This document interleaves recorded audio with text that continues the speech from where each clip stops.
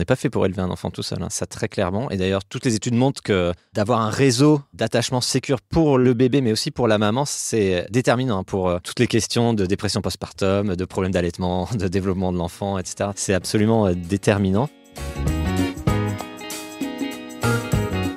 Bienvenue dans la matrescence. Dans ce podcast, on part à l'aventure. L'aventure la plus merveilleuse et difficile de la vie, la parentalité. Laissez-vous embarquer au travers des épisodes qui explorent toutes les facettes, des plus complexes aux plus fun, du monde des parents. Apprenez, riez, pleurez, découvrez et débattez en écoutant la matrescence. Nous avons une mission, vous donner des clés pour vous accompagner à n'importe quelle phase de votre parentalité. Je suis Clémentine Sarlat, votre hôte depuis mars 2019 déjà. Je suis ultra curieuse, très enthousiaste, mais beaucoup trop bordélique. Je suis aussi maman de 3 petites filles qui m'aident à me remettre en question quotidiennement. Et dans une autre vie, j'ai été journaliste sportive à la télé et aujourd'hui, je vous aide à rayonner dans votre parentalité. Abonnez-vous pour ne rien rater. Allez, let's go!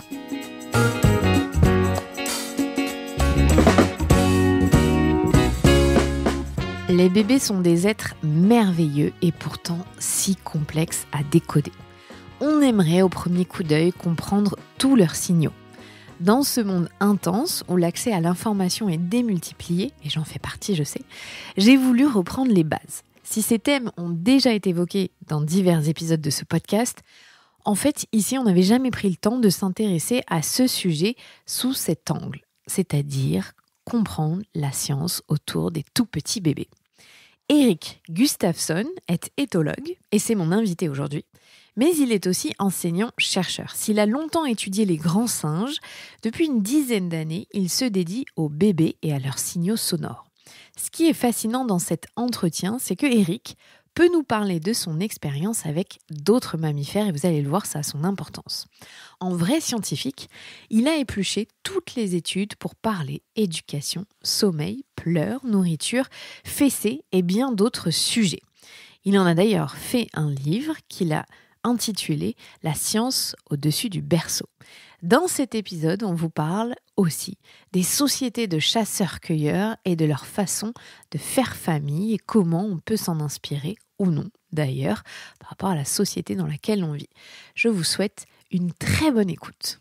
Bonjour Erik. Bonjour. Merci d'avoir fait le déplacement depuis Besançon jusqu'ici dans le studio à Paris pour répondre à mes questions, ça va ? Ça va, merci de m'avoir invité. Ah non, avec plaisir. J'ai une première question, c'est que vous êtes éthologue. Oui. C'est ça. Et je ne sais pas ce que ça veut dire réellement, votre profession. Vous pouvez nous expliquer ?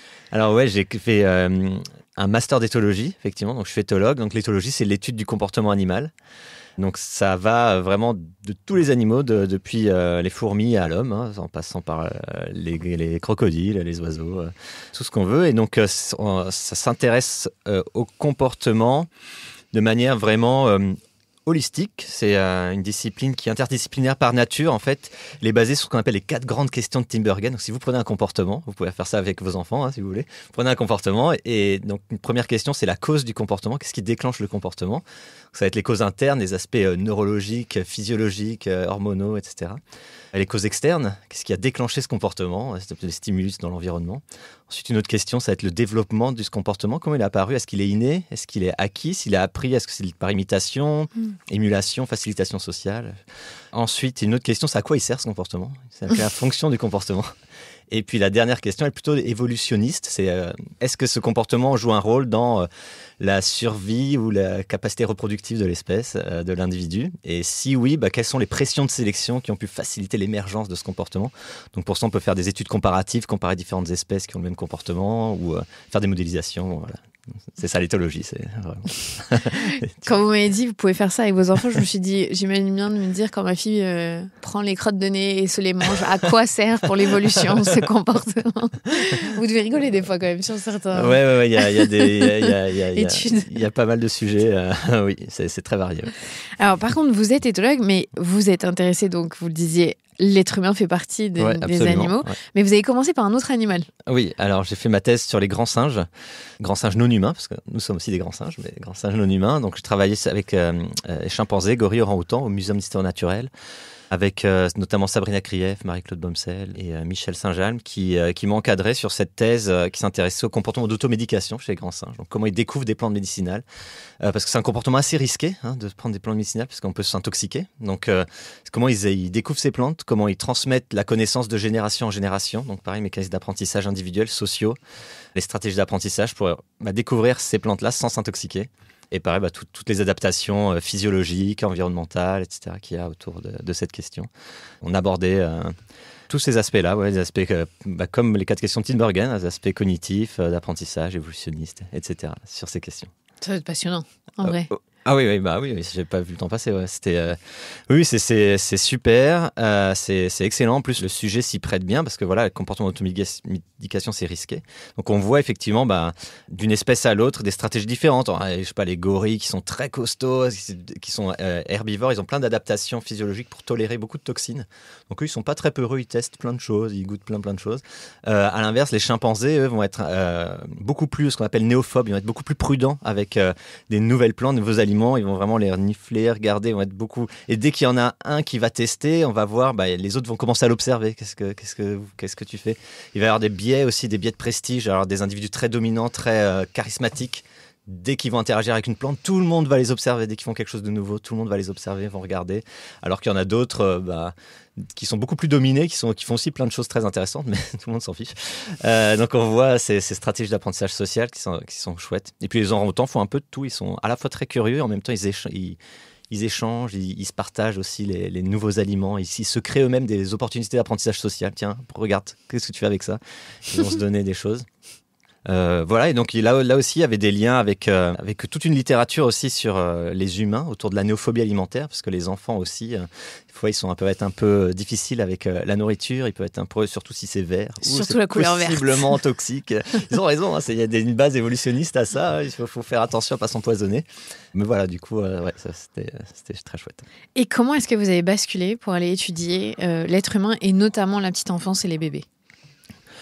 Ok, donc après ma thèse, en fait, j'ai fait un premier post-doctorat à l'université de Saint-Étienne, dans le laboratoire de biologie acoustique à Saint-Étienne, sous la direction de Nicolas Madevon, qui est donc un spécialiste de biologie acoustique. À ce moment-là, il lançait un projet de recherche. Donc c'est un labo, il s'intéresse aux informations véhiculées par les sons dans le règne animal, c'était plutôt de l'éthologie. Ils avaient des projets sur les crocodiles, sur les oiseaux, sur les phoques, les hyènes, enfin bref, plein de projets comme ça. Et ils démarraient un projet autour des chimpanzés et des bonobos, chez les grands singes. Donc, sur les informations véhiculées par les vocalisations, en particulier des bébés chimpanzés et bonobos. Donc, ils ont voulu voir, dans la littérature scientifique, qu'est-ce qu'on savait de ces vocalisations. Alors, chez les chimpanzés et bonobos, il n'y avait pas grand-chose. Ils se sont dit, qu'est-ce qu'on sait chez les plus proches cousins des chimpanzés et des bonobos, c'est-à-dire les humains. Ils ont regardé la littérature scientifique chez des vocalisations humaines, et là, il n'y avait vraiment pas grand-chose. On connaissait mieux le chant des canaris que les vocalisations des bébés à ce moment-là. Parce que la biologie acoustique, il y a un aspect un peu... c'est des biologistes qui travaillent beaucoup en collaboration avec des physiciens aussi, pour l'analyse des sons, tout ça. Et donc, c'est des domaines où les psychologues de l'enfant sont pas tellement aventurés. Donc ils ont lancé, donc ils ont vu ça, donc ils ont démarré aussi un projet de recherche autour des vocalisations humaines. Donc ils ont lancé ce gros programme de recherche, vocalisation chimpanzés, bonobos et humains. Et donc moi je suis arrivé pile à ce moment-là. J'étais censé bosser sur les chimpanzés et bonobos, et puis ils m'ont demandé aussi si ça m'intéressait de participer à l'étude aussi sur les bébés humains. Alors il se trouvait que vraiment le hasard avait voulu que 2 semaines avant, avec ma compagne, on venait d'apprendre qu'on attendait notre premier enfant.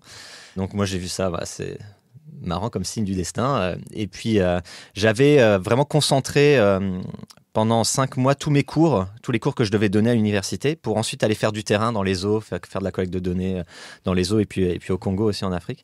Donc en fait j'avais du temps en parallèle de mes cours pour aller chez les personnes avec un micro, enregistrer leur bébé, enregistrer les vocalisations de leur bébé, ce qui me permettait à moi aussi de voir à quoi ça ressemblait un bébé avant d'avoir le mien. Bonne idée. Donc voilà, c'était assez amusant de faire ça. Puis au bout des 6 mois, ce qui se passait, c'est que c'était la fin de grossesse pour ma compagne. Moi, j'avais plus du tout envie de partir en Afrique, aller enregistrer des grands singes, parce que j'étais à fond. J'étais un peu une caricature de nouveau papa. J'étais vraiment passionné par la grossesse de ma conjointe, et j'avais très très hâte. Moi, j'ai toujours aimé les bébés, j'avais très très hâte d'être ça, donc j'avais plus du tout envie de partir. Donc on a réussi à ce qu'un autre étudiant reprenne un petit peu la partie terrain de ce projet. Et moi, j'ai continué à bosser du coup sur les bébés pendant les 2 années à Saint-Étienne. Donc, quand ma première fille est née, du coup, je l'ai enregistrée. Elle est rentrée dans la base de données aussi. Puis pendant 2 ans, on travaillait là-dessus, sur les vocalisations, en particulier les pleurs des bébés, les informations véhiculées par les pleurs des bébés. Et c'est un programme de recherche qui continue. D'ailleurs, Nicolas Madevon, que je mentionnais, il a sorti un livre très, très récemment là, sur les pleurs des bébés. Donc c'est un programme de recherche qui continue, qui est très, très riche. Ouais. Alors du coup, vous êtes intéressé à cette thématique-là, c'est ce 0,6 ans, ces années, ou 0,3 ans même peut-être, ces années charnières. Vous avez créé un site web pour les parents qui parle de science, qui est très factuel, sur ce qu'on sait, sur la connaissance qu'on a aujourd'hui des études. Et vous vous êtes donc surtout intéressé notamment à ces pleurs. Qu'est-ce que ça dit, les pleurs des bébés ? Est-ce il y a des pleurs qu'on peut reconnaître, évidemment avec un son particulier qui veulent dire quelque chose? Qu'est-ce que vous avez appris de cette étude? Alors moi, pendant les 2 ans, on a exploré, donc on a une première étude sur la signature individuelle du pleur. Est-ce qu'on peut reconnaître un bébé par son pleur? Est-ce que les parents, ils sont capables, c'est ça? Voilà, exactement, de reconnaître un bébé. Alors, c'est une question un peu classique en éthologie parce que c'est classique. Il y a des espèces qui arrivent à très bien qui mémorisent très vite le son de leur bébé, par exemple, des espèces qui vivent en colonie, par exemple les phoques, les chauves-souris. Et enfin, elles arrivent, il faut retrouver son bébé dans la foule. Et donc, elles ont une capacité comme ça de mémorisation très rapide de l'identité de leur bébé par le pleur. Et oui, donc on a fait des études comme ça. Donc, on regardait les analyses acoustiques. Donc, vous voyez, voilà, la signature individuelle du pleur. Oui, il y avait une signature acoustique pour chaque bébé. Vous pouvez avoir un algorithme qui catégorise bien les pleurs, qui identifie rapidement à qui appartient quel pleur. Après, on pouvait tester les parents. Alors, les parents y arrivaient bien à condition de passer au moins 3-4 heures par jour avec leur bébé. Autrement, c'était un peu plus difficile, un peu plus laborieux. Donc, les papas qui retournent vite travailler étaient plus en difficulté. Exactement. Alors, avant, il y avait un peu dans la littérature cette idée d'un instinct maternel, que les mères, elles y arrivent, mais pas les pères. En fait, nous, on a vu que c'était vraiment que de l'apprentissage. Donc, on avait aussi des femmes qui travaillaient... qui reprenaient le travail, des businesswomen, et que c'était plutôt le papa qui gérait la maison. Et ces femmes-là, elles avaient un peu plus de mal aussi avec la reconnaissance. Donc voilà, il y avait des choses comme ça. On avait des études sur le niveau de douleur du pleur aussi. C'était un paramètre acoustique qui signale la douleur du pleur. C'est des pleurs collectés pendant des séances de vaccination. Donc voilà, il y a certains paramètres acoustiques qui permettent, qui sont associés à un peu plus de douleur. On avait des choses autour de la signature, des questions de genre aussi. Est-ce que les bébés garçons pleurent pareil que les bébés filles? Donc, alors non, c'est pas le cas, parce que la voix mue beaucoup plus tard. Mais par contre, quand on demandait à des gens de reconnaître, est-ce que vous pensez à écouter un bébé garçon, bébé fille, si c'était des bébés aigus, ils avaient tendance à dire que c'était des bébés filles, alors que ils pouvaient dire je sais pas, ils avaient ça comme option, mais les gens ont tendance à reproduire un petit peu. Une autre étude un peu intéressante, amusante, c'est pas très amusant en fait, intéressante, qui était autour des stéréotypes de genre. On faisait écouter des pleurs à des participants, on leur disait voilà, vous écoutez des pleurs de bébé filles, est-ce que vous pouvez noter le niveau de détresse du pleur? Donc plus le pleur était aigu, plus on mettait un niveau de détresse élevé. Par contre, si on leur disait vous écoutez des bébés garçons, là on voyait, c'était sur une échelle de 1 à 7, et il y avait 1 point de plus pour les garçons. Faites comme si les bébés garçons, voilà, si un pleur de bébé garçon, ça signale une détresse plus élevée. C'est parce que les bébés filles pleurent tout le temps, les filles. J'ai bien connu un garçon qui pleure, ça doit être... Enfin voilà, il y avait ces stéréotypes de genre qui étaient reportés un peu sur la perception des pleurs. Voilà, il y avait des choses amusantes comme ça. Sinon, sur la question, est-ce qu'on peut identifier des pleurs, je sais pas, des pleurs de fatigue, des pleurs de faim, des pleurs de... là, c'est plutôt non. La réponse est plutôt non. En fait, il y a des parents qui disent y arriver, mais c'est en général parce qu'on se sert beaucoup du contexte. On sait bien s'il vient de manger, ça va pas être un pleur de faim, quoi. Alors que s'il a pas mangé depuis 3 heures, on se dit ça va être... Voilà, où il y a des moments où il y a une grosse journée, on va se dire ça va être un pleur de fatigue là, parce que voilà, en fonction de l'heure du jour, du contexte, de ce qu'on a fait pendant la journée, on peut identifier comme ça la cause du pleur, mais c'est pas les paramètres acoustiques du son. Il n'y a pas un pleur très fiables, de je suis fatigué, c'est telle sonorité. Non, alors il y a des applis qui existent qui disent. Ça, je a priori, elles n'ont pas vraiment montré leur efficacité d'un point de vue scientifique. Ça ne veut pas dire que c'est pas possible. Peut-être que avec maintenant les logiciels assez sophistiqués de machine learning, d'intelligence artificielle, si on entraîne la machine sur les pleurs de notre propre bébé. Ah oui. Parce qu'en général, c'est fait sur des grandes bases de données. Mais si on l'entraîne vraiment que sur notre bébé donc il faudrait vraiment l'enregistrer le bébé dans chaque contexte, être sûr que là, c'est un pleur de faim, là, c'est un pleur de douleur, et on entraîne la machine sur notre bébé, peut-être ensuite, elle sera capable de trouver des patterns, de déterminer. Mais ça demanderait, d'avoir une appli et de l'entraîner sur notre bébé. et de le faire régulièrement parce que le pleur change au fil du temps. Donc, c'est quand même compliqué. Oui, ma question, c'était surtout si nous, parents, on aurait pu être capables, en fonction de ce qu'on entend, de tout de suite savoir ça, c'est le pleur de ça, c'est le pleur de ça. Mais en général, c'est grâce au contexte. C'est le contexte plus qui va nous éclairer que la sonorité du pleur. Il y a peut-être un aspect vraiment important avec les pleurs, c'est que c'est les pleurs inhabituels qui doivent vraiment être inquiétants, on va dire. Si vous avez l'habitude de la manière dont votre bébé pleure, mais s'il pleure vraiment bizarrement, un pleur, je sais pas, vraiment rugueux, bizarre, ou un pleur très aigu, ou un pleur vraiment inhabituel, là, en général, ça peut signaler un souci. Okay. Mais pour savoir ça, encore faut-il connaître les pleurs habituelles de son bébé. Donc pour ça, il faut passer du temps avec. Donc on peut pas faire ça dans les premiers jours. Ça demande normalement un petit peu de... oui, ça demande un petit peu de pratique. Oui. Parce que le pleur, c'est quand même quelque chose qui inquiète beaucoup les parents. On nous dit de manière générale, votre bébé il peut pleurer entre 3 et 4 heures, c'est normal, il ne faut pas s'inquiéter. Qu'est-ce qu'on sait de ça? Est-ce que l'intensité, l'amplitude, il y a des recherches qui ont montré que c'était trop, pas assez? En fait, c'est assez compliqué parce qu'il y a énormément de variabilité entre les bébés. C'est comme pour les questions du sommeil, des bébés qui pleurent, qui dorment 8 heures par journée de 24 heures et des bébés qui dorment 20 heures. Les pleurs, c'est pareil, il y a des bébés qui pleurent très peu et des bébés qui pleurent énormément. Alors ces coliques, ce qu'on appelle les coliques des bébés, déjà, ils ne sont pas très bien définis dans la littérature. Des fois, on dit des bébés qui pleurent plus de 3 heures d'affilée, pendant plus de 3 jours d'affilée.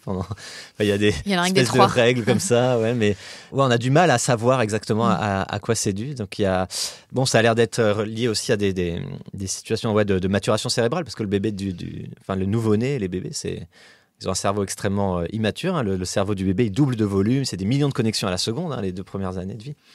Donc ça donne lieu à des personnalités différentes d'un bébé à l'autre. Il y a des capacités d'inhibition, des sensibilités très différentes d'un bébé à l'autre. Maintenant, sur les questions des coliques, on sait que c'est assez rare chez les chasseurs-cueilleurs, par exemple, les bébés qui pleurent vraiment beaucoup. Et alors, dans les sociétés qui ont le même rythme de vie que nous, il y a plusieurs centaines, c'est ça exactement. Qui ont gardé une façon de vivre. Oui, exactement, en plus, qui reflète un peu plus ce qu'on a eu pendant des dizaines de milliers, des millions et donc d'années. eux, quand on les étudie, on se rend compte que les bébés pleurent peu. Oui, exactement. Alors, et on sait expliquer? Alors, il y a plusieurs hypothèses. Alors, il y en a... déjà, ils sont allaités. Alors, pour les bébés qui ont du mal à digérer le lait artificiel, il y a ça. Il y a le fait qu'ils sont tout le temps dehors. Donc, on sait que les cycles jour-nuit, c'est d'être la lumière naturelle facilite la mise en place des cycles jour-nuit pour le bébé. Il y a le fait qu'ils sont portés aussi tout le temps. Ils sont tout le temps en portage. Donc, ils sont nourris à la demande. Donc, ils n'ont même pas le temps vraiment de pleurer parce que dès qu'ils commencent à gigoter un peu parce qu'ils ne sont pas bien, ils sont pris en charge. Donc, en fait, entre guillemets, ils n'apprennent pas à pleurer. À décharger, comme nous on a là. Oui, c'est ça, ouais. Les bébés à 18 heures qui ont des pleurs intenses. Les pleurs de décharge, de devoir pleurer à plus de 100 décibels pour avoir un peu d'attention. Bon, là, ces bébés, ils sont tout le temps dans les bras, donc ils sont pris en charge très rapidement. Mais on sait aussi que ces sociétés de chasseurs-cueilleurs, elles sont caractérisées par beaucoup de ce qu'on appelle le soin coopératif des jeunes. Donc, en fait, dans toute une histoire évolutive, la mère qui s'occupe seule de ses enfants, c'est un truc bizarre, quoi. Tout le monde prend en charge les enfants. D'ailleurs, des anthropologues qui ont montré ça dans plein de sociétés, de l'anthropologue Karen Kramer qui montrait ça, où elle s'amusait à mesurer le temps que chaque bébé passait avec les différents membres du groupe dans plusieurs sociétés de chasseurs-cueilleurs. Et on avait donc pratiquement toutes 50% avec la mère. Et puis après, c'était dispersé entre les frères, les sœurs, les cousins, le papa, les grands-parents, les amis, tout ça. Et alors, elle s'est demandé pourquoi ce 50% tout le temps. Et en fait, c'est parce que c'est un peu le temps minimum parce que la mère doit allaiter. Mais ensuite, dès qu'elle peut s'en débarrasser, dans toutes les cultures, dès qu'elle peut déléguer un petit peu, elle délègue. Donc là, c'est sociétés de chasseurs-cueilleurs, ils font du portage tout le temps, mais c'est pas toujours la mère qui porte le bébé. Des fois, c'est les frères, les sœurs. Les bébés font partie vraiment de la communauté. Donc aussi, les gens ont l'habitude des bébés. C'est pas comme nous. En tout cas, moi, quand j'ai eu ma fille, j'avais jamais eu un bébé dans les mains avant. C'était un nouveau-né. Je savais pas. J'étais extrêmement maladroit. Je savais pas bien comment gérer ça. Et on voit, il y a des gens qui sont mal à l'aise avec les enfants, autour de nous, qui sont pas très à l'aise avec ça. Bon, dans ces sociétés-là, les bébés font partie intégrante. Tout le monde grandit avec des bébés. On voit les frères, les sœurs, les cousins, ils ont tout le temps un bébé dans les bras. Donc ça aide beaucoup, oui. Ça serait une explication dans leur capacité à se réguler aussi, parce qu'il y a tout le temps... Exactement, ils ont tout le temps de l'attention. Un adulte qui est parce que être à 100% avec un bébé, c'est très fatigant. Donc aussi, on devient un peu défaillant en tant que figure d'attachement principale quand on ne fait que ça. Ça peut rendre fou ou folle. Ouais. Alors là, en fait, le bébé, il a un care qui est de qualité supérieure en fait en permanence. Ouais, exactement. Ouais. Il est toujours avec des gens qui, en plus, ont l'habitude des bébés. Ouais. Et qui sont contents de le faire sur le moment parce que c'est pas, ça ne repose pas que sur eux. Exactement. Oui. Après, les sociétés de chasseurs-cueilleurs, c'est pas des sociétés capitalistes où il y a le réveil qui sonne à 6h du mat. Enfin, ils peuvent faire des siestes, ils peuvent faire... voilà, il y a un mode de vie un peu plus flexible qui s'adapte plus facilement au rythme du bébé. C'est pareil, il n'y a pas d'attente sur il faut que le bébé fasse ses nuits. Parce que c'est pas grave, s'il fait ses nuits plus tard, on fera une sieste, on peut déléguer le bébé, on peut déléguer les choses, c'est plus doux comme vie aussi. Oui, la notion du temps et la relation au temps est différente, plus tranquille. Donc ça ferait partie des paramètres. Et est-ce qu'il y a d'autres choses qui font qu'on sait pourquoi il y a des cultures où il y a moins de pleurs? Ils sont moins stressés en fait aussi. Oui, bien sûr, oui, ça absolument, oui, ça joue. Et c'est le stress, le soin. Maintenant, voilà, pour vraiment les bébés qui pleurent beaucoup, c'est vraiment les coliques des nourrissons. Il y a des parents qui vivent avec des boules caisses. Enfin, et ça reste assez mal expliqué. Il y a vraiment des cas de bébés vraiment de pleurs extrêmes où on voit que ça n'impacte pas tellement le métabolisme du bébé, dans le sens où il grandit, ça va, quand même si c'est coûteux de pleurer, mais bon, physiologiquement ça va, mais c'est juste qu'il y a des bébés qui pleurent énormément. Après, comme on voit chez les adultes aussi une grande variabilité. Il y a des gens qui parlent beaucoup, d'autres plus silencieux, d'autres beaucoup plus émotifs, beaucoup plus sensibles, et d'autres plus résilients, plus calmes. Donc oui, ça joue aussi. Oui. Il y a une question de tempérament aussi. C'est ça. On a une loi, ça fait vraiment une loi normale. On est une loi en cloche. Donc il y a des extrêmes, des bébés très très calmes et des bébés très très émotifs. Ouais. Parce que aussi quand on dit les pleurs liés aux coliques, c'est un peu fourre-tout parfois. C'est qu'on pense qu'ils ont mal au ventre, mais on n'est même pas sûr à 100%. Oui, tout à fait. C'est qu'on étiquette ça sous les bébés. Oui, quand on dit les bébés coliques, c'est vraiment... c'est vrai que c'est associé au mal de ventre, mais en fait, c'est un nom fourre-tout. Et ça peut refléter plein d'autres soucis. Alors, notre principal souci quand on a des bébés, c'est qu'on ne comprend pas forcément leurs moyens de communication, parce qu'ils pleurent pour communiquer. Est-ce que les bébés peuvent pleurer pour nous manipuler ? Ah ouais, ça c'est la grande question. Ouais. Alors il faut savoir, en science, pour savoir s'il y a un comportement manipulateur, il faut vraiment... Déjà, s'il y a un coût associé à ce comportement, ça diminue les chances qu'il soit vraiment manipulateur, parce que ça va nous demander beaucoup d'efforts de le faire, donc on ne va pas le faire pour rien, quoi. Là, dans le cas des pleurs des bébés, pleurer, c'est très coûteux pour un enfant, parce qu'ils peuvent pleurer à plus de 100 décibels. D'un point de vue métabolique, c'est très très coûteux, donc ils ne vont pas faire ça pour rien. En tout cas, les premiers mois, c'est sûr. À partir de 1 an, c'est possible peut-être l'enfant a pris de mauvaises habitudes ou a vu si je pleure comme ça, j'ai particulièrement beaucoup d'attention. À partir de 1 an, la question est un peu débattue dans la littérature. On voit des gens qui disent oui, c'est possible, d'autres non. Mais avant 1 an, en tout cas, c'est probablement pas le cas parce que c'est trop coûteux pour l'enfant de pleurer. C'est vraiment... s'ils peuvent éviter de pleurer, ils le feraient, quoi. Ouais. Et ça veut dire quoi, prendre une mauvaise habitude pour un enfant ? Parce qu'à 1 an, j'ai du mal à voir qu'ils auraient la capacité de se dire si je fais ça, je vais avoir ça en retour. C'est quand même un sacré raisonnement, non ? Oui, non, c'est plus des conditionnements qui auraient pu avoir lieu. Tiens, dès que je pleure, on me donne une sucette. Je vais pleurer. Si on donne un truc sucré à l'enfant, ou dès que je pleure, j'ai un écran, super. Je vais... Donc c'est c'est pas forcément réfléchi comme tel, mais c'est des conditionnements précoces qui peuvent avoir lieu, qui sont débattus à partir de 12 mois, on va dire, mais avant, c'est pas le cas, avant 1 an. Et comment on fait, nous, en tant que parents, pour se rendre compte qu'on a généré un cercle, pas vicieux, mais où on a généré ces pleurs-là au final, parce qu'il a appris à communiquer comme ça. Est-ce que c'est possible de détecter au son du pleur aussi, de se rendre compte de ça ou... Bon, déjà, oui, voilà, c'est vraiment un pleur inhabituel, ça doit alarmer. Donc, si c'est pas des pleurs inhabituels, si votre enfant il a 2 ans, 3 ans et qui chouine... Vous pouvez, après, c'est toujours délicat cette question parce qu'il peut y avoir un vrai souci. Donc, bien sûr. La première chose, il vaut mieux consulter un pédiatre et en discuter avec son pédiatre. Il va pouvoir vous dire s'il y a un vrai problème de santé ou pas. Et s'il n'y a pas de problème de santé, que vous êtes vraiment épuisé, oui, il y a des méthodes pour... la méthode de laisser pleurer le bébé, par exemple. Ça, c'est une méthode assez controversée. Est-ce qu'on est capable de laisser pleurer le bébé le soir Moi, c'est trouvé ma première fille, pendant vraiment les 2 premières années, c'était l'enfer pour se coucher. Elle était adorable la journée, mais... ça l'intéressait pas de dormir. Elle faisait pas de sieste, elle dormait pas. Je sais pas, ça l'intéressait pas. Elle se réveillait tout le temps la nuit. Et c'était vraiment très très dur. On a essayé de faire donc cette méthode de laisser pleurer. Voilà, on laisse et puis elle va apprendre que ça sert à rien de pleurer le soir. Et puis arrêter de prendre cette habitude. Bon, personnellement, on n'a pas du tout réussi à le faire. On réussit à tenir un quart d'heure et encore. C'est beaucoup déjà. Et c'était horrible. Maintenant, il se trouve que dans la littérature, pour des cas vraiment extrêmes où des parents sont épuisés, tout ça, sûr. donc il y a des pédiatres qui ont conseillé ça parce qu'il se trouve que c'est efficace en fait. Ils ont montré, au bout de 4 jours, voire 1 semaine pour les pires. Donc des fois, ça s'empire un petit peu, l'enfant il pleure encore plus, mais très vite, il va apprendre, le soir, ça sert à rien de pleurer. Puis, en plus, c'est coûteux en énergie, donc au bout d'une semaine, il va plus pleurer. Donc ça fonctionne. Mais effectivement, il faut tenir bon, c'est pas simple.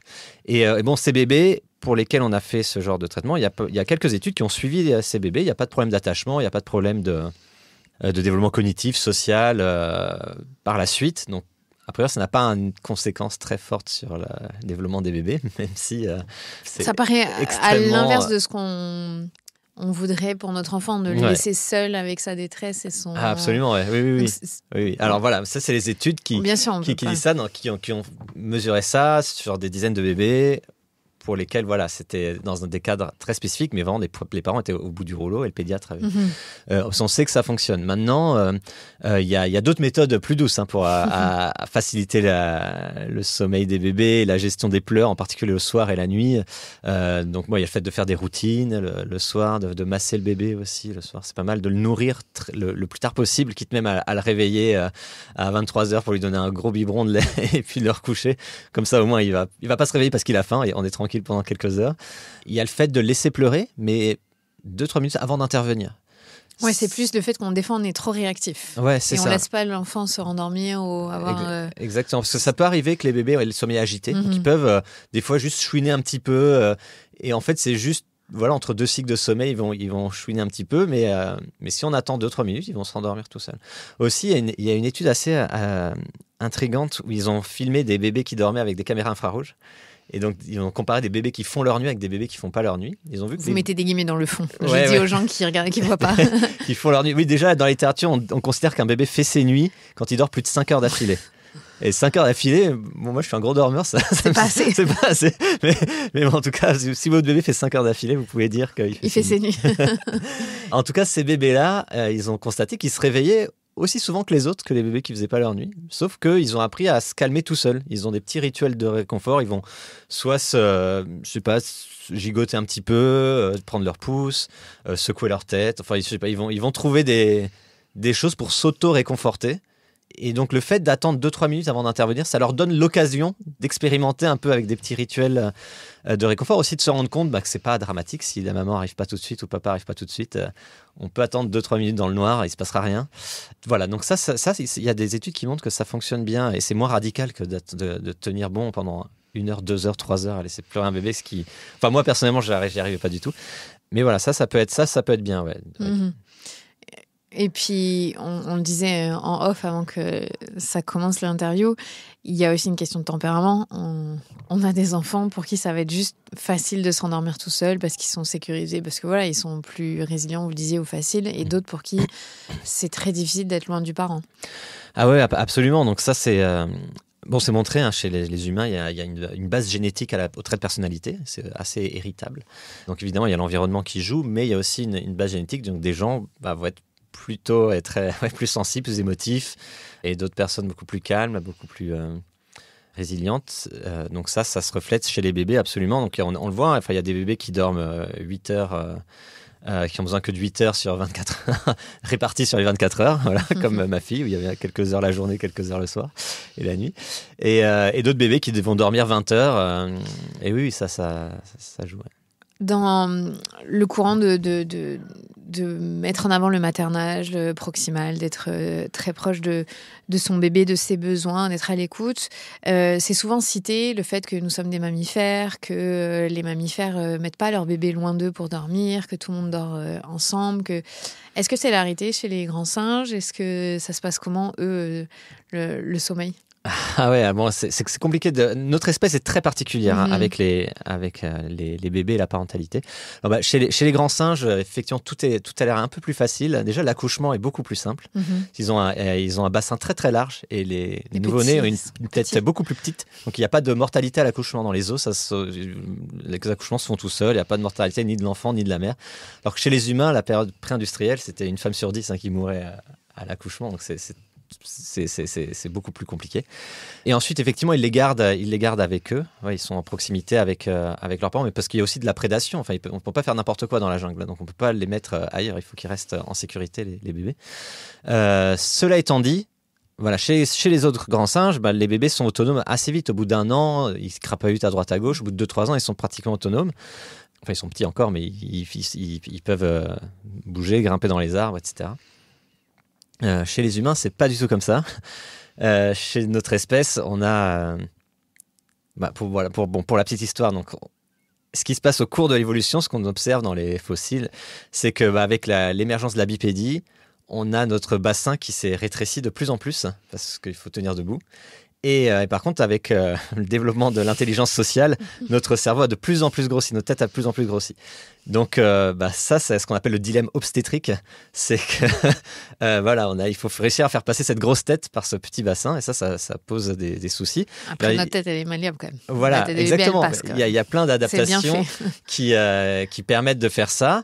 Donc déjà, on accouche, nos bébés sont beaucoup plus immatures que chez les autres grands singes. Donc le bébé, vraiment, quand il naît, il est aveugle, il est complètement dépendant totalement dépendant. Ouais.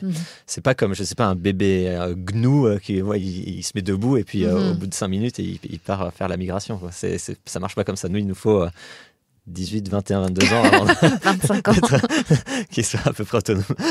Donc c'est différent. C'est pour ça qu'on c'est très différent. C'est difficile de comparer. Oui, exactement. Ce genre de choses. Nous, on est des mammifères. C'est des appels à la nature aussi. C'est des choses qui sont pas très c'est pas un argument très recevable c'est pas scientifique, c'est ça? Ouais, c'est ça, c'est pas recevable. Puis en plus, dans le cas de la parentalité, quel que soit le problème qu'on a, nous, il est très contextuel, hein. Chaque situation familiale est différente, chaque enfant est différent, donc aller dire chez les grands singes ils accouchent et puis ils sont autonomes au bout de 3 jours. C'est très bien, grand bien leur face, mais nous, c'est pas ça. Nous, c'est pas ça.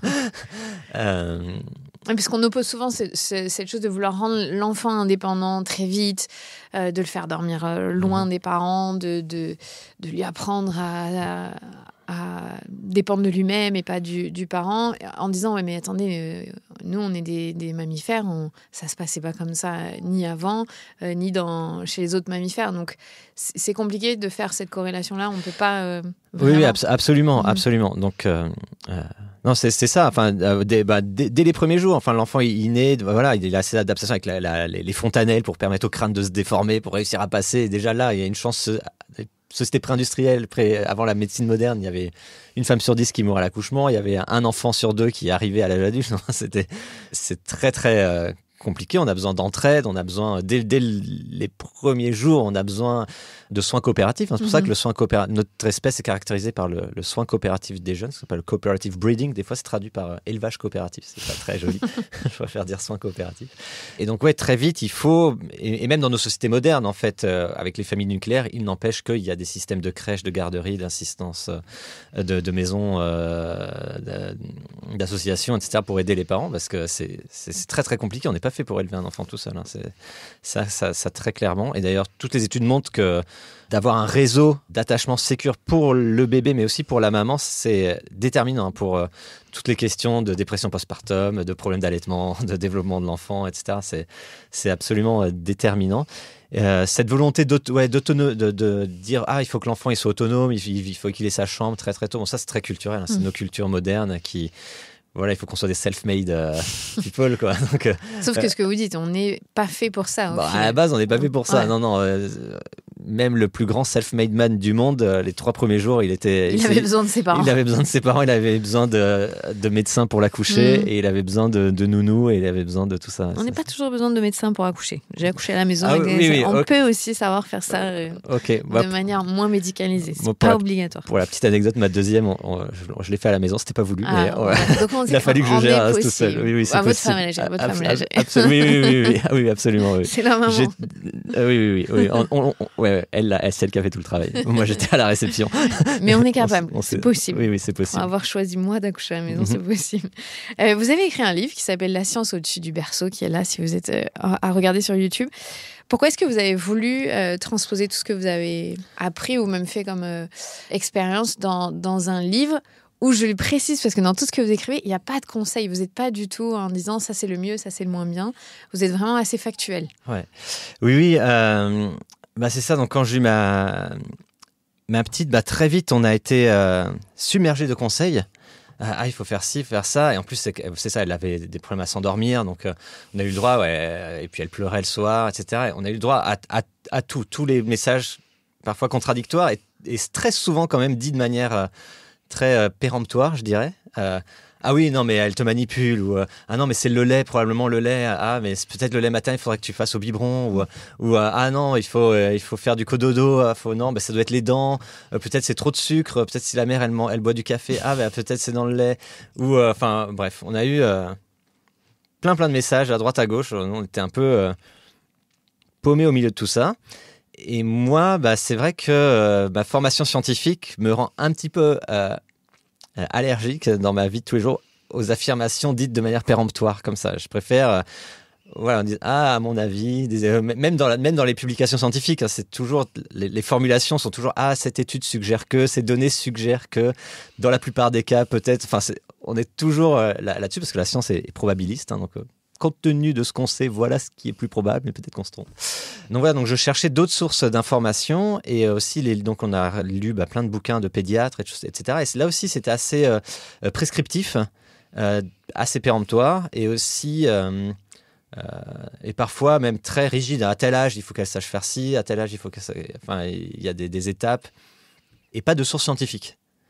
Et ça, c'est ma déformation professionnelle. Moi, je me demande, mais ok, c'est quoi la source ? Est-ce qu'il y a des études qui ont montré ça ou pas ? Ou est-ce que c'est juste votre impression ? Parce que nous, les humains, on est très très forts à l'auto-persuasion. On peut se persuader et être très sûr de nous pour plein de choses. C'est comme ça qu'on a pratiqué la saignée pendant 3000 ans. Tous les médecins disaient que c'était génial de pratiquer la saignée. Avec le recul, on se dit, mais c'était un peu débile de vider une personne malade de son sang. Mais pendant des milliers d'années, on a dit que c'était génial, et on s'est auto-persuadé que c'était super. C'est pour ça qu'on a besoin d'études scientifiques, parce que notre intuition, c'est pas ultra fiable comme méthode. Avec cette méthode-là, on arrive tous à des conclusions différentes. Donc voilà, il faut être humble, peut-être on peut se tromper. Et donc c'est ça. Alors il se trouve qu'avec mes recherches sur les pleurs des bébés, et puis ensuite après ça, j'étais au Québec pendant 2 ans dans un labo de neurosciences sur les bébés. Donc on s'intéressait au développement de la cognition sociale chez les bébés. Donc j'avais le nez dans la littérature scientifique des bébés. On écrivait des articles scientifiques. Et à un moment, il y a 2 neurones qui se sont connectés. Je me suis dit, mais en fait, il doit y avoir de la littérature scientifique, tous ces problèmes de sommeil de bébé sur lesquels je travaille. En plus que je bossais là-dessus, mais je sais pas, j'ai pas pensé à regarder. C'est le daddy brain. Ah oui, c'est ça. Et donc j'ai commencé à regarder les méthodes pour faciliter le sommeil des bébés, méta-analyse, revue de littérature sur des bases de données comme PubMed ou Google Scholar, c'est un peu les Google des scientifiques. Et en fait, je me suis rendu compte qu'il y avait plein de choses. En fait, il y avait plein de choses qui sortaient. Mais elles sont en anglais aussi. Hein. Elles sont en anglais. Souvent, elles sont en anglais, oui. Et donc, j'ai commencé à dévorer ça. Je me suis dit, merde, il y a des informations fiables qui n'étaient pas présentes dans les autres bouquins que j'avais lus. Carré, nuancé. Donc, j'ai commencé comme moi, j'aime bien. C'est vrai que j'aime bien lire des publications scientifiques et écrire ça. Ça, c'est moi qui suis un peu bizarre, mais donc j'ai commencé à dévorer un petit peu tout ça. Et puis, automatiquement, on sent le besoin de partager. Qu'on se dit, mais il faut, ça manque là. Il y a vraiment un gap. Puis j'avais de l'empathie pour les autres parents pour avoir vraiment souffert du manque de sommeil.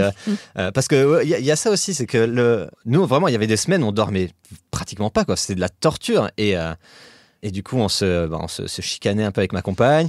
Je faisais des boulettes au travail. On sent vraiment ma vie me filait entre les doigts, quoi. Je devenais extrêmement irritable et puis, je perdais le contrôle complètement, quoi. Et face à ça, on avait assez peu d'empathie finalement de la part de l'entourage. Les nouveaux parents, oui, vous dormez pas, on en rigole, quoi. Alors qu'en fait, c'est dangereux quand même. C'était horrible, quoi. C'était vraiment une situation très très grave. Et on voit dans la littérature, des problèmes de sommeil avec l'arrivée des nouveaux bébés, ça favorise les accidents de voiture, les disputes du couple, les violences domestiques. Enfin, ça a des vraies conséquences dans la vraie vie des vrais gens, sur des vrais bébés aussi, avec les bébés secoués, tout ça. Enfin, donc faut pas prendre ça à la légère. Et donc, il y a toute cette littérature scientifique qui est disponible et elle n'était pas vulgarisée. Il y a 15 000 vidéos sur YouTube qui vont vulgariser la théorie de la relativité d'Einstein, par exemple. C'est fantastique, c'est fabuleux, c'est très bien. Moi, j'adore ces vidéos.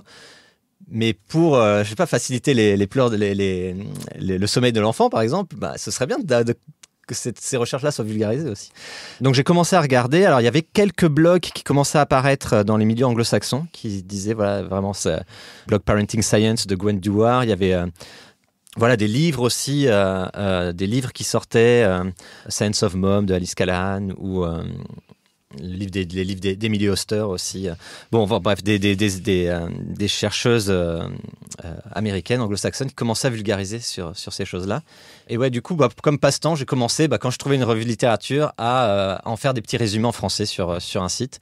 Puis petit à petit, j'en ai fait de plus en plus. Et puis, j'ai reçu un peu des commandes aussi. Ah, tu devrais étudier ça. Est-ce qu'il y a ça aussi? Puis il y a des questions qui émergeaient en discutant avec d'autres parents qui venaient au labo. Parce que du coup, j'étais dans ce labo de neurosciences. Les parents venaient avec leur bébé. Et puis ils avaient des questions. Tiens, est-ce que c'est vrai qu'il y a de l'arsenic dans le riz? Est-ce que c'est vrai? Ou il y a du mercure dans le poisson? Du coup, mais on nous dit de manger du poisson parce qu'il y a des oméga 3.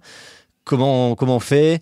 Est-ce que vraiment les ondes électromagnétiques, c'est dangereux pour le bébé? Est-ce que les vaccins, trop de vaccins trop tôt? Est-ce qu'il y a des recherches là-dessus? Et puis, ok. Alors, à chaque fois, je regardais. Et en fait, c'est pas très, très dur. Il suffit de taper quelques mots-clés, revue littérature, méta-analyse. On a vite des articles assez fiables, assez récents qui sont publiés, qui font un peu l'état des lieux de ces questions, très, très sourcés, très référencés, faits par des scientifiques sans conflit d'intérêt sur ces questions. Donc, le blog, c'est à gagner en contenu petit à petit. Et donc, vous avez dit, on va tout condenser dans le livre. Oui, c'est ça.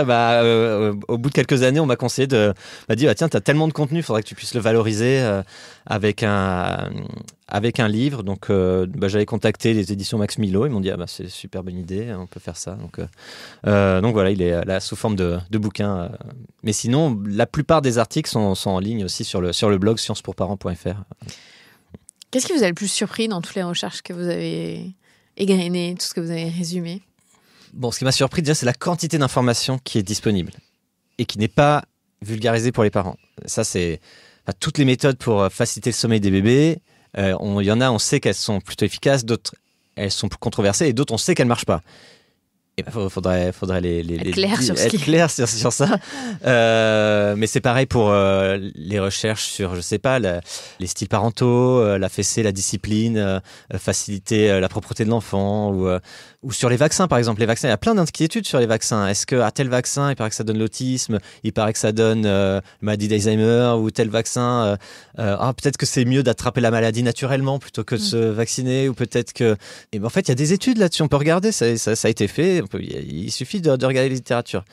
Donc il y a plein d'inquiétudes qui n'ont pas lieu d'être, entre guillemets. C'est... Parce qu'elles ont déjà été traitées et qu'on a la réponse. C'est ça, ouais, voilà. Mais on vit dans un monde qui est beaucoup plus axé sur la désinformation, ça en fait partie aussi, notamment autour du vaccin. Ouais. Alors voilà, il y a ça qui... alors ça, c'est vraiment dans mon activité de vulgarisateur qui m'a frappé, c'est que souvent les gens, j'en fais partie aussi, nous avons tendance à nous intéresser aux résultats scientifiques que pour vérifier si ça confirme nos intuitions ou pas. Et si ça confirme ce qu'on pensait déjà, on va dire il y a telle étude qui a montré que. Et si ça confirme pas, on se dit mais ça, ces études, de toute façon, ils sont déconnectés ou ça s'applique pas aux scientifiques, ils ont des conflits d'intérêts. Et on va balayer d'un revers de la main. Et ça, c'est pas une bonne attitude. La bonne attitude, c'est d'être assez humble par rapport à nos croyances, nos intuitions.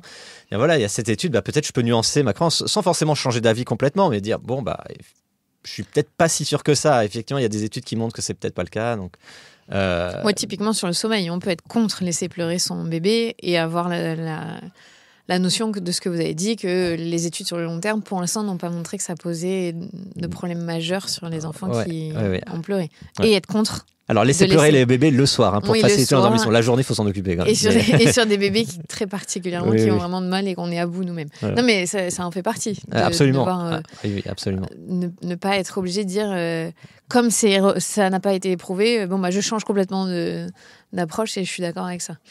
Mais c'est pas facile d'avoir de la nuance dans la parentalité aussi. C'est vrai. Alors, c'est la raison aussi pour laquelle j'ai écrit ce bouquin.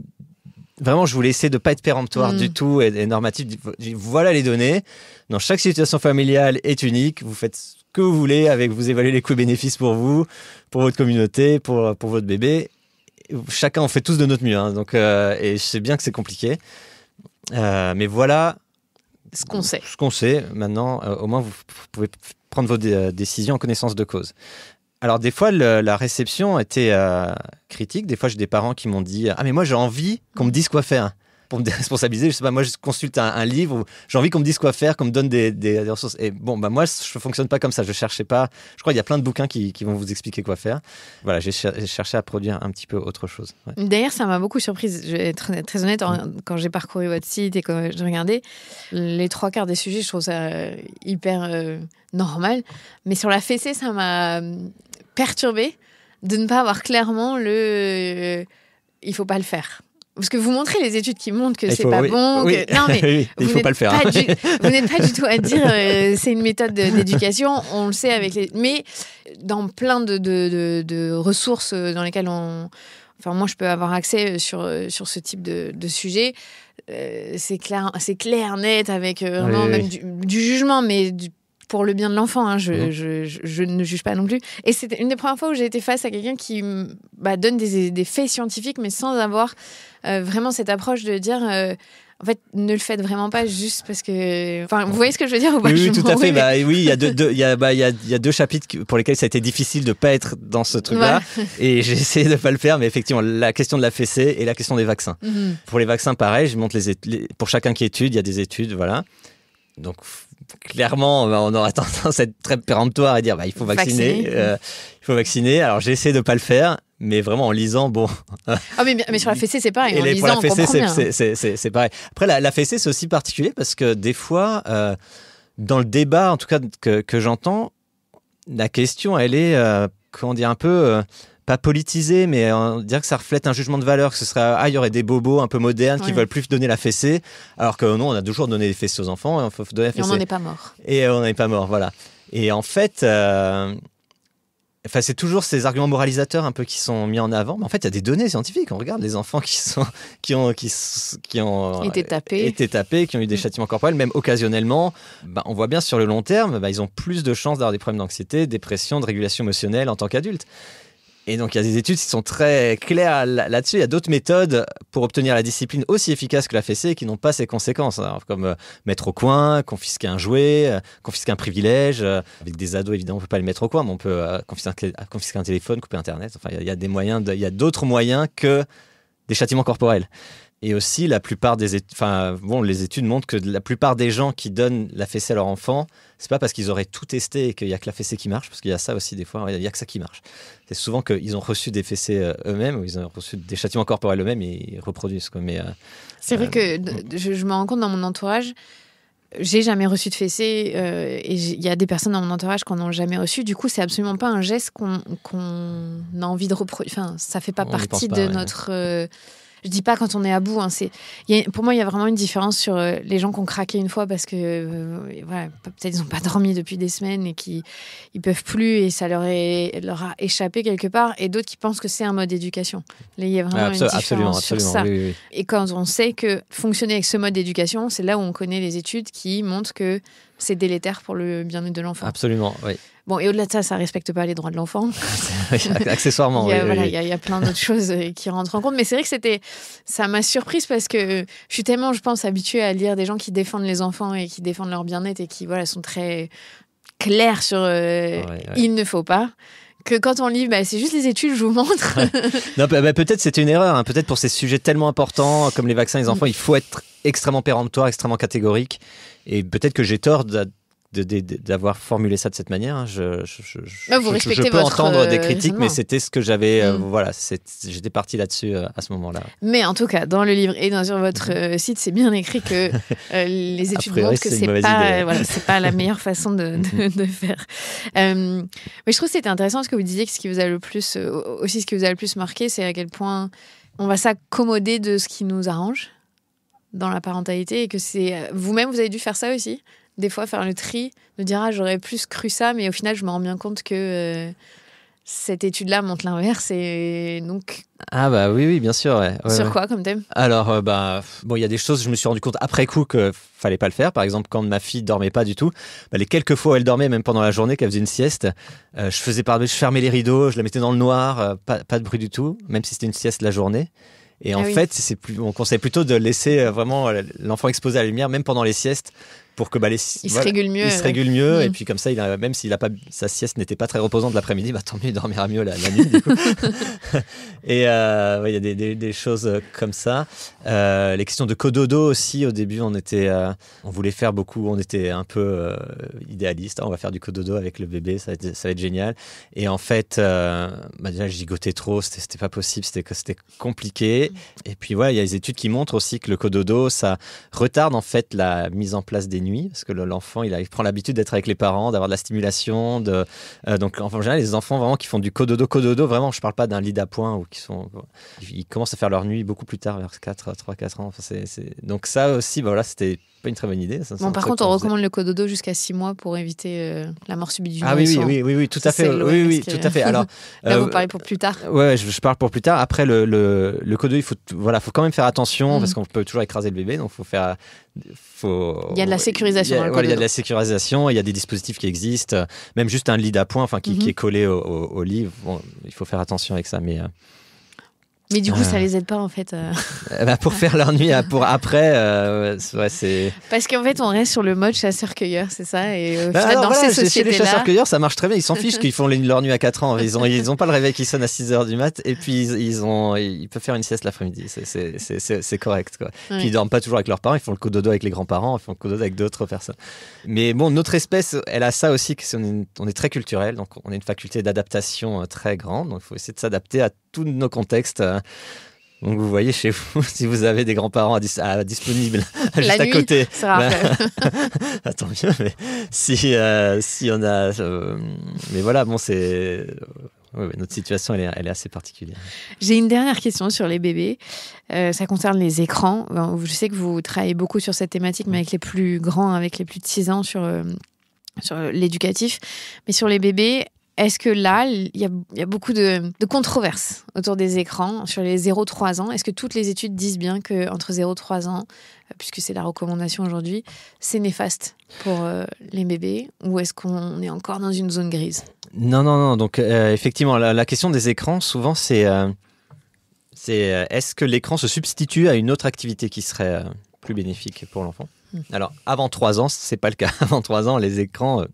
avant 3 ans, c'est toujours le cas. Les écrans vont se substituer à quelque chose de beaucoup plus intéressant pour l'enfant. Donc ça va être néfaste. Alors c'est surtout en fait avant 2 ans, dans la littérature scientifique, je pense qu'ils prennent une petite marge pour être sûr en même temps. Pour être sûr.